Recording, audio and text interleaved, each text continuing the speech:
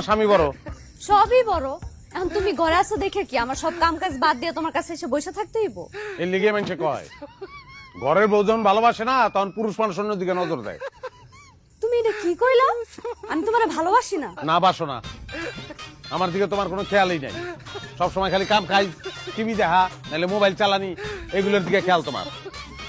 ও তোমারে ভালোবাসি না লাগে কি আমার সব কাম কাজ বাদ দিয়া তোমার পায়ের কাছে এসে বসে থাকতে হইব? ওই সাথে থাকবা না ওটা তো জানি, সেরকম নারী তো আর আমি বিয়ে করি নাই। আমার কপালটাই খারাপ, বিয়ার আগেও কোনো নারীর ভালোবাসা পাই নাই, বিয়ার পরেও না।